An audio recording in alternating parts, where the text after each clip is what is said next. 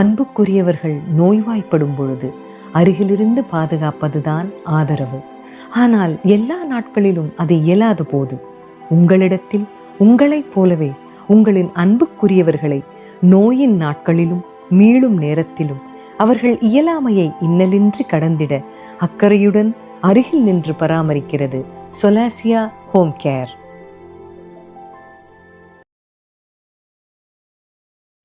நாம நிறைய பேரோட பழகிறோம். ஆனா எல்லாரும் மனசுக்கு நெருக்கமானவங்களா அப்படின்னு கேட்டா இல்லை. ஒரு சிலர் மட்டும்தான் மனசுக்கு நெருக்கமானவங்க. எந்த உறவாக இருந்தாலும் சரி, ஒரு அக்கா தம்பியோ அண்ணன் தங்கையோ நல்ல தோழர்களோ நலம் விரும்பிகளோ யாராக இருந்தாலுமே அந்த 2 பேருக்குள்ள அந்த ஒரு நெருக்கம்ங்கிறது அவ்வளோ சுலபமாக எல்லார்கிட்டையும் நமக்கு வந்துடாது. ஒரு கட்டத்தில் மனசுக்கு நெருக்கமானவங்க வாழ்க்கையிலேயே ஒரு அங்கமாக மாறி போயிடுவாங்க. நம்மளுடைய குறைநிறைகள் எல்லாம் அவங்களுக்கு தெரியும், அவங்களுடைய குறைநிறைகள் நமக்கும் தெரியும். அதில் இன்னும் பெரிய விஷயம் என்னென்னா, ஒருத்தருடைய குறையை நம்ம பெருசே படுத்த மாட்டோம். இந்த நம்ம 2 பேர் ஒரு 2 பேர் நெருக்கமாக இருக்காங்கன்னா, சரி இதெல்லாம் ஒரு குறையா விடு அப்படின்னு எடுத்துக்கிற மனப்பாங்க அந்த 2 பேருக்குமே இருக்குன்னு வச்சுக்கோங்களேன். அந்த மாதிரி ஒரு நெருக்கம் எல்லா காலமும் அப்படியே தான் போகுது. அப்போ அவங்களுக்குள்ள சண்டையே வராதா, அவங்களுக்குள்ள எதுவும் பிரச்சனையே வராதா அப்படின்னு கேட்டால் பெரிய பெரிய பிரச்சனைகள்லாம் கூட வரும். ஆனால் அதில் யாரோ ஒருத்தர் சரி போட்டோம் விடு அப்படின்னு ஒரு முறையாவது விட்டு கொடுத்து போகிறதுனால தான், ஒரு முறையும் விட்டு கொடுத்து போகிறதுனால தான் அந்த உறவு நீடிக்குது. இதுக்கு மிக அழகான ஒரு கதை உண்டு.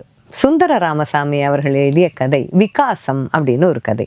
ஒரு துணிக்கடை வச்சு நடத்துகிறாரு பெரியவர். அந்த கடையில் பில் போடுறாரு ஒரு பெரியவர். அந்த பில் போடுறவருடைய படிப்பு என்னன்னு பார்த்தீங்கன்னா 3வது வகுப்பு வரைக்கும் தான். ஆனால் அந்த கடையில் ஒரு 10 பேர் 10 விதமான துணியை வாங்கிட்டு வாய்னால் சொல்லி முடிக்கும் பொழுதே உங்களுக்கு எவ்வளாச்சு, உங்களுக்கு எவ்வளாச்சு, உங்களுக்கு எவ்வளாச்சுன்னு அவ்வளவு துல்லியமாக கணக்கு போடக்கூடிய அளவுக்கு அந்த பில் போடுறவரோட திறமை. அதனாலேயே பல வருஷமாக அந்த துணிக்கடையில் அவர் வேலை பார்க்குறாரு. அந்த துணிக்கடை முதலாளிக்கும் அவருக்குமான உறவு என்னன்னா, அப்படி ஒரு உறவு பார்த்தங்க, நெருக்கமான ஒரு உறவு, குறைநிறைகளுக்கு அப்பாற்பட்ட ஒரு உறவுன்னு கூட சொல்லலாம். அந்த பில் போடுறவர் பார்த்தீங்கன்னா கொஞ்சம் ஏழ்மையான ஒரு பின்னணி உடையவர். குடும்பத்தில் ஆட்கள் நிறைய, 4 மகள் 4 மருமகன் பேரன் பேத்தி எல்லாம் ஒன்றா தான் வாழறாங்க. வறுமை. அதனால் அந்த துணிக்கடை முதலாளி அடிக்கடி கடன் கொடுப்பதுண்டு. எப்போ கொடுக்க போறீங்கன்னு கூட கேட்காமலே விட்டதும் உண்டு. ஒரு முறை அந்த மாதிரி என்ன பண்ணிட்டாரு, இந்த பில் போடுறவர் எப்போதுமே நம்ம கடன் கேட்டு வாங்குறது தானே, நமக்குள்ள என்ன, நமக்கும் ஓனருக்குமான உறவு அப்படித்தானே என்ன பண்ணிட்டாரு, வீட்டுக்கு தேவையான துணியெல்லாம் கடையிலேருந்து போட்டு வாங்கி இந்த துணிக்கான பில்லை கொண்டு கவுண்டரில் கொடுத்துருப்பா அப்படின்னு கடைக்கார பையன்கிட்ட கொடுத்துட்டாரு. என்னன்னா அந்த முதலாளி கிட்ட கேட்காமலேயே ஒரு முறையும் கடன் கேட்கறது உண்டு, முதலாளி கொஞ்சம் கடன் கொடுங்கன்னு. இந்த தடவை என்ன பண்ணிட்டாரு, கடன் கேட்கணுமா என்ன, நம்ம தான் ரொம்ப நெருக்கமானவங்களாச்சே முதலாளியோடுன்ட்டு என்ன பண்ணிட்டாரு, வீட்டுக்கு தேவையான துணிகள் எல்லாம் தானே பேக் பண்ணிட்டு அதுக்கான பில்லை மட்டும் இது கடனாகவே வச்சுக்க சொல்லுப்பா அப்படின்னு சொல்லி கவுண்டரில் பில்லை கொடுத்து விடுறாரு. முதலாளிக்கு கோவம் வந்துடுச்சு. இது என்ன அதிக பிரசங்கித்தனமாக இருக்குது, கேட்டு தானே எப்பவும் கடன் வாங்குவீங்க அப்படின்னு அந்த பில் போடுறவரை பார்த்து சத்தம் போடுறாரு. அவருக்கு ரொம்ப அதிர்ச்சியாக இருக்குது. இது என்ன முதலாளி இன்னைக்கு இப்படி சத்தம் போடுறாரு, இப்படி சொல்லவே மாட்டாரு. இல்லை நீங்கள் ஏற்கனவே வாங்கின கடன் ரொம்ப ஜாஸ்தியாக இருக்குது, நீங்கள் பாட்டுக்கு என்ன ரொம்ப பெரியத்தனமாக நீங்களே துணிமணிலாம் எடுத்துக்கிட்டு வேணுங்கிறத குடும்பத்துக்கு எடுத்துக்கிட்டு பில்லை கொண்டு வந்து நீட்டுறீங்க, கடனாக வேணும்லாம் கேட்கறது இல்லையா நீங்கள் அப்படின்னு முதலாளி கொஞ்சம் எப்போதும் பேசாத ஒரு துணியில் கொஞ்சம் கடினமான குரலில் பேசுகிறாரு. இது அவருக்கு மானக்கேடாக இருக்குது. என் குடும்பம் உங்களுக்கு தெரியாதா, என் குடும்பத்தில் எத்தனை பேர் இருக்காங்கன்னு தெரியாதா, பண்டிகை வருதுங்க, எல்லாருக்கும் துணி எடுக்க நான் எங்கே போவேன், நீங்கள் தானே எனக்கு எல்லாம் கொடுத்து உதவுறீங்க, எப்போதும் இது வாடிக்கை தானே, ஒரு முறையும் கேட்டு தானே வாங்கினேன், இந்த தடவை கேட்காம வருத்தத்தில் ஒன்றும் பெரிய தப்பாக எனக்கு படலை, நான் திருடலையே, எடுத்துக்கிட்ட துணிக்கு பில்லை தான் கொடுத்துட்டேனேங்கிறாரு. ஆனாலும் இந்த பெரியத்தனம் ஆகாது அப்படின்னு அந்த முதலாளி சொல்லும்போது இவருக்கு சுருக்குன்னு போச்சு. இந்த வாட்டி நான் கடனாக இதை நம்ம கடையிலேருந்து கொடுக்கறதா இல்லை உங்களுக்குன்னு சொல்லி முடிச்சிட்டார். இதுக்கு மேலே அப்போது நான் இங்கே பில் போடுற வேலையில் இருக்கிறதுலையும் பிரயோஜனம் இல்லைங்க, இத்தனை வருஷமாக நம்மளுடைய நட்பு, நான் உங்ககிட்ட காமிச்ச விசுவாசம்லாம் ஒன்றும் இல்லைன்னு ஆகி போச்சு உங்களோட இந்த வார்த்தையில், நான் கிளம்புறேன் வீட்டுக்கு. அவர் கொஞ்சம் வயசானவர் இல்லையா, அந்த கடையை பெருக்கி மெழுகி தண்ணி கொண்டு வந்து வைக்கிற பொண்ணு பேர் கோமதி, பாப்பா என்னை வீட்டில் கொண்டு விடு அப்படின்னு பொறுமையாக எழுந்துட்டார். இவரும் போகாதீங்க போகாதீங்க அப்படின்னு நிறுத்தலை. இந்த முதலாளியும் வீட்டுக்கு போயிட்டார். பில்லு போடுறவர் இந்த கடை முதலாளி கடையெல்லாம் முடிச்சுட்டு வீட்டுக்கு ராத்திரி படுக்கிறதுக்கு முன்னாடி மனைவிக்கிட்டையும் பையன்கிட்டையும், வளர்ந்த பையன் ஒருத்தன் இருக்கிறான், சொல்கிறாங்க. அவங்களால இதை ரொம்ப சீரியஸாக எடுத்துக்க முடியல, ஏன்னா இது அடிக்கடி நடக்கிறது தான். அந்த பில்லு போடுறவருக்கும் இந்த முதலாளிக்கும் இதே மாதிரி கடனில் சண்டை வரும். நான் வரமாட்டேங்கிறதும் இவர் போய் கூப்பிடுறதும் இது வாடிக்கையாக நடக்கிறதான். சரி, அப்படி ஒரு வாடிக்கை போல இருக்குன்னு நினச்சி விட்டுடுறாங்க. ஒன்றும் பேசலை, அந்த கதையை மட்டும் கேட்டுக்கிறாங்க. மறுநாள் காலையில் பொழுது விடியுது. அந்த கடை முதலாளி தன்னோட பையனை எழுப்பி, நீ போய் இந்த பில்லு போடுறவரை அவர் வீட்டுக்கு போய் கூட்டிட்டு வா அப்படின்னு சொல்கிறார். இது என்னப்பா இதே வேலையாக வச்சுருக்கிறீங்க, நீங்கள் சண்டை போட்டுக்கிறீங்க, இதே சேர்ந்துக்கிறீங்க, அவர் இல்லாமல் உங்களால் கடன் நடத்த முடியாதா அப்படிங்கன்னு கேட்கணும்னு தோணுது பையனுக்கு. அப்பான்ற பயத்தில் கேட்காம விட்டுட்டாரு. அம்மா கிட்ட போய் அந்த மகன் கேட்கும்போது அப்பா சொன்னது தான், இதோட சேர்த்து இதையும் சொல்லு, அம்மாவும் சேர்ந்து மன்னிப்பு கேட்டாங்க, கடைக்கு அவரை வர சொன்னாங்கன்னு நீ என் சார்பாகவும் போய் சொல்லுன்னு சொல்கிறாங்க. பையன் அதையே மனசில் வாங்கிக்கிட்டு அந்த பில்லு போடுறவர் வீட்டுக்கு போகிறாரு. வாங்கன்னு அந்த பில் போடுறவர் கூப்பிட்றாரு. முதலாளியவே பார்க்குற மாதிரி இருக்குது தம்பி, வாங்கன்னு உட்கார வைக்கிறாரு. என்னப்பா விஷயம் அப்படின்னு கேட்குறாரு. இல்லை அம்மா அப்படின்னு அந்த பையன் ஆரம்பிக்கும் போது, ஐயோ அம்மாவுக்கு எப்படி உடம்பு திருப்பி சரியில்லையா, அந்த இழுப்பு நோய் திருப்பி இருக்குதா, நம்மக்கிட்ட லேகியம் இருக்குது தரவா அப்படின்னு கேட்குறாரு. இல்லை, அப்பாவும் உங்களை கடைக்கு கூட்டிகிட்டு வர சொன்னார், அம்மாவும் தான் சார்பாக அப்பா என்ன பேசியிருந்தாலும் மனசில் வச்சுக்க வேண்டாம், கடைக்கு வந்துருங்கன்னு சொன்னாங்க அப்படின்னு உடனே அம்மாவும் என்னை வர சொன்னாங்களான்னு அந்த பில்லு போடுறவருக்கு அவ்வளவு ஒரு சந்தோஷம். வந்துடுறான்ப்பா கடைக்குன்னு அவர் பாட்டு கடைக்கு கிளம்பி அன்னைக்கு வந்துட்டார். ஓணம் பண்டிகை வருது, அவ்வளவு கும்பல் கடையில். பில்லு சும்மா நினைச்சதை விட வேகமாக போடுறார். வியாபாரம்லாம் நல்லா நடக்குது, நல்லபடியாக போய்கிட்டு இருக்கு. திடீர்னு ஒரு நாள் என்ன ஆகுது, அந்த பில்லு போடுற ஒரு குடும்பத்து ஆட்கள்லாம் கடையை நோக்கி வேகமாக வந்துடுறாங்க.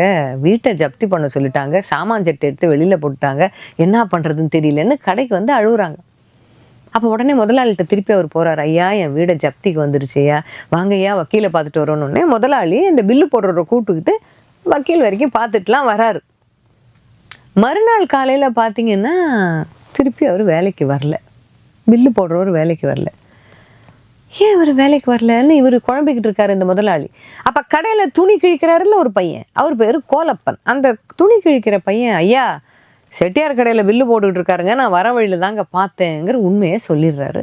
முதலாளி நெஞ்சில் கையை வச்சு உட்காந்துடுறாரு. இந்த காலத்தில் யாரையுமே நம்ப முடியலையா, இவருக்காக நான் தானே இப்போ வக்கீலுக்கு காலையில் 5000 ரூபா கட்டிட்டு வந்தேனே, நன்றி கெட்ட மனுஷனாக இருக்காரு இவர் அப்படின்னு நெஞ்சில் கையை வச்சுக்கிட்டு உட்காந்துட்டார். இந்த மாதிரி ஆட்களுக்கெல்லாம் நம்ம செய்யவே கூடாது, அவர் நன்றி கெட்டவர், இப்போவே போய் நான் தரன்னு இழுத்துட்டு வரேன்னு அந்த கோலப்பங்கிறவர் என்ன பண்ணுறாரு, சைக்கிள் எடுத்துக்கிட்டு அந்த செட்டியார் கடையை நோக்கி போய் அந்த பில்லு போடுற சைக்கிளில் உட்காந்து வச்சு வேக வேகமாக கடையில் கொண்டு வந்து விடுறாரு. கடைக்கு வந்து இறங்கினது இறங்காததுமா அந்த பில்லு போடுற ஒரு முதலாளியை பார்த்து காலில் விழுந்து, ஐயா நான் மோசம் போயிட்டேன் ஐயா, என்னை மன்னிச்சிருங்க, வக்கீலுக்கான காசை நான் கட்டுறேன், என் கடையில் வந்து நீ பில்லு போடுற வேலையை பாருன்னு அந்த செட்டியார் கூப்பிட்ட வார்த்தைக்கு நம்பி நான் போயிட்டேன் ஐயா, என்னை மன்னிச்சிருங்க, நான் மோசம் போயிட்டேன், நான் இனிமேல் போக மாட்டேன்னு காலை பிடிச்சி அழறாரு. முதலாளி சொல்கிறார், தலைக்கு மேலே ஏறி போச்சு, நம்மளை மீறி கணக்கு போட ஆள் யாரும் இல்லைங்கிற எண்ணம் உனக்கு ஏறி போச்சு, அந்த மமதை ஏறி போச்சு, உன் கொட்டத்தை ஒரு நாள் நான் அடக்கிறேன் அப்படின்னு சொல்லிட்டு நீ வேலைக்கு வான்னு சொல்லலை, வராதன்னு சொல்லலை, அப்படின்னு சொல்லி நிறுத்திடுறாரு. அவரும் பில்லு போடுறதுக்காக வராரு, யாரும் அவர்கிட்ட பேசுறதில்ல, பழைய மாதிரி பேசுறதில்ல. கொஞ்ச நாள் கழிச்சு பார்த்தீங்கன்னா பில்லு போடுற விஷயமே அவர்கிட்ட வரதே கிடையாது. ஒரு நாளைக்கு அந்த கடையை பெருக்கி தண்ணி கொண்டு வந்து வைக்கும்ல அந்த கோமதி, அது கேட்குது, தாத்தா நான் ஒரு கணக்கு சொல்கிறேன், நீ பதில் சொல்கிறியா அப்படின்னு கேட்குது. அந்த பில் போடுறவர் கணக்குக்கு பதில் சொல்கிறாரு.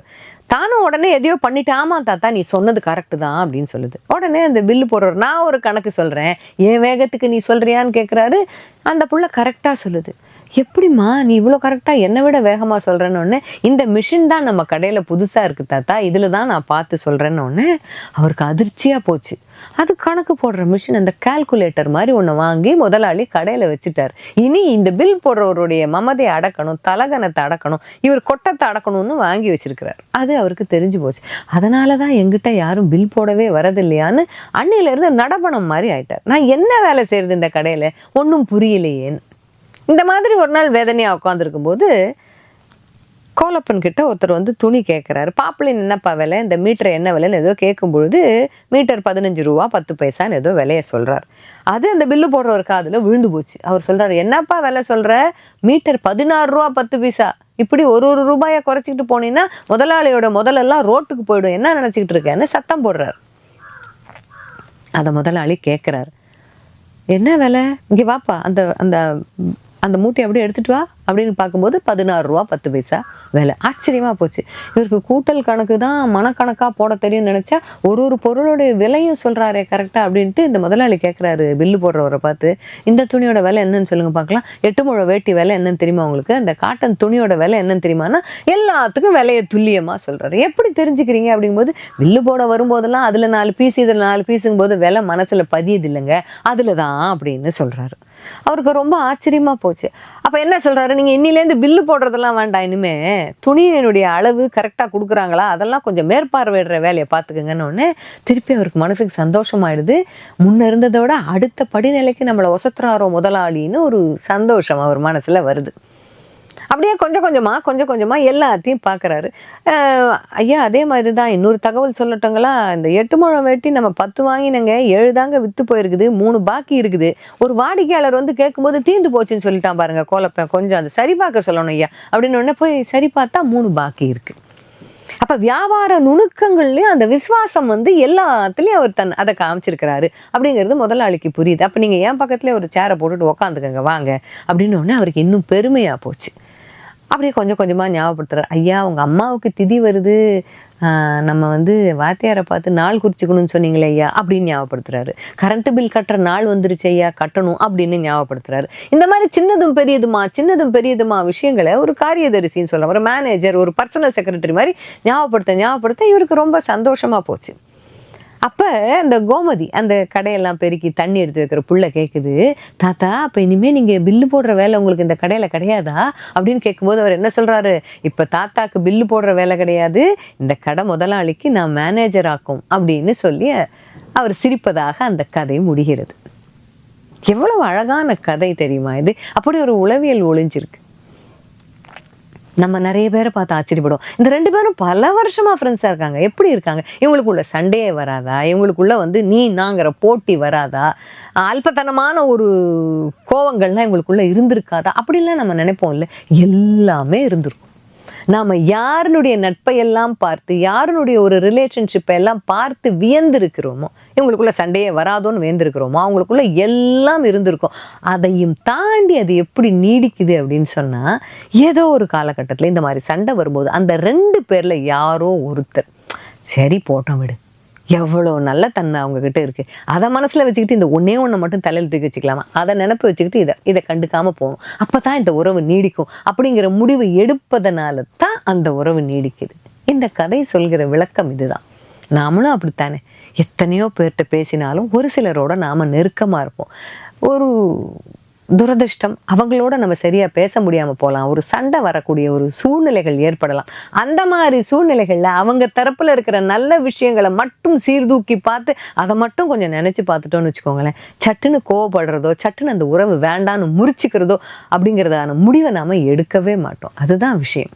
அப்போ இந்த கதை, இந்த விகாசம் அப்படின்னா என்ன அர்த்தம் தெரியுமா, மறுமலர்ச்சி, ஒரு நிலையிலிருந்து இன்னொரு நிலைக்கு போவது அப்படிங்கிறது தான். அப்போ அந்த முதலாளிக்கும் பில்லு போடுறவருக்குமான நட்பு வெறும் பில்லு போடுறவராக இருந்தவரை மேனேஜராக உயர்த்துற அளவுக்கு போயிருக்கு. எப்போ போயிருக்கு, எத்தனையோ விசுவாசமாக ஒருத்தர் நடந்துக்கும் போது அதை புரிஞ்சிக்காம இன்னொருத்தர் நடந்துக்கிட்டாலும் சரி போட்ட விடுன்னு ஒரு முறை முதலாளியும் ஒரு முறை இந்த பில்லு போடுறவரும் நடந்துக்கிட்டதுனால தான் அவங்களுடைய ஒரு அழகாக நீடிச்சுதான் இந்த கதை சொல்லுது. அப்புறம் என்ன, பழகுவதற்கு நல்ல மனிதர்கள் கிடைப்பது ரொம்ப அரிதாக இருக்கிற காலம் அது.